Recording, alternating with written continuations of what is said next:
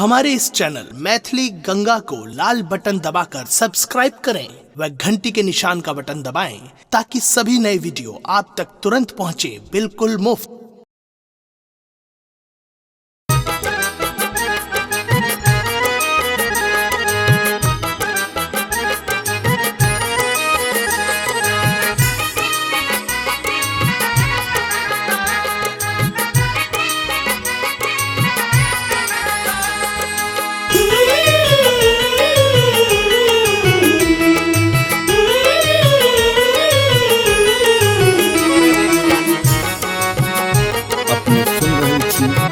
Ganga cassette की प्रस्तुति। एकटा बहिन छियहु के भैया, एकटा बहिन छियहु के भैया, राखब से अहाँ ध्यान या बिसरब ने एबै हमर गाम भैया, भरदुतिया पावन महान या।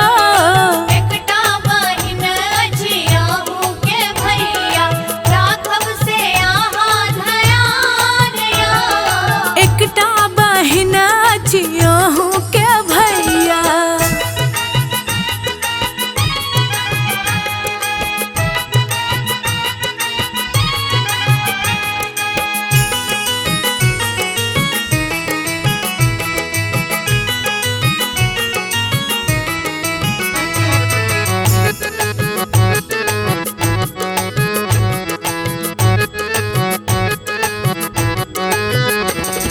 चुटकी भर से नूर दूर सकेलक, चुटकी भर से नूर दूर सकेलक। हे यो चुटकी भर से नूर दूर सकेलक, अहाँ से नेह सो वंचित को देलक, अहाँक से नेह सो वंचित को देलक, अहाँक से नेह सो वंचित को देलक।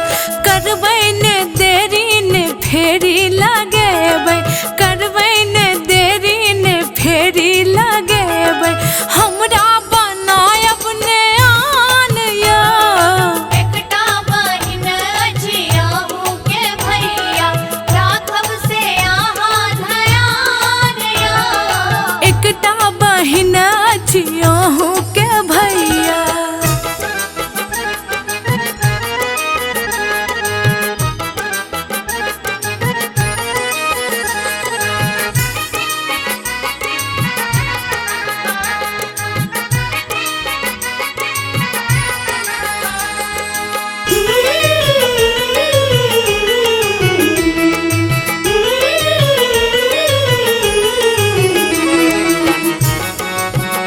अपने सुन रही थी गंगा कैसेट की प्रस्तुति।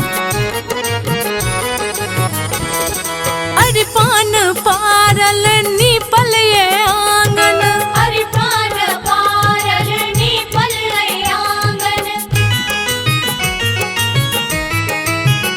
सुनु अरे पान पारल नीपल ये आंगन, आरती के थारी सजल अछि आंगन, आरती के थारी सजल अछि आंगन, आरती के थारी सजल अछि आंगन।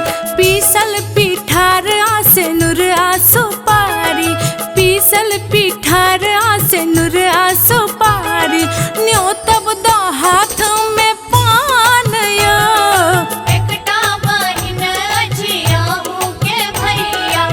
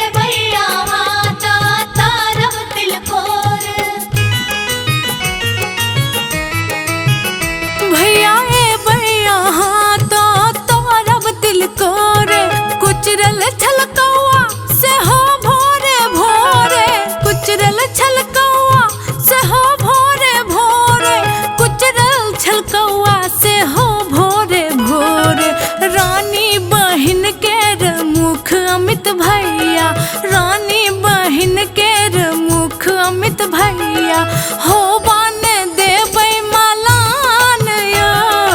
एकटा बहिन अछि अहूँ के भैया, राखब से अहाँ ध्यान यो। एकटा बहिन अछि अहूँ के भैया, राखब से अहाँ ध्यान यो। बिसरब ने एबै हमर गाम भैया, भरदुतिया पावन महान यो। एकटा बहिन अछि अहूँ के भैया, राखब से अहाँ ध्यान यो। एकटा बहिन अछि अहूँ के भैया। हमारे इस चैनल मैथिली गंगा को लाल बटन दबाकर सब्सक्राइब करें व घंटी के निशान का बटन दबाएं ताकि सभी नए वीडियो आप तक तुरंत पहुंचे बिल्कुल मुफ्त।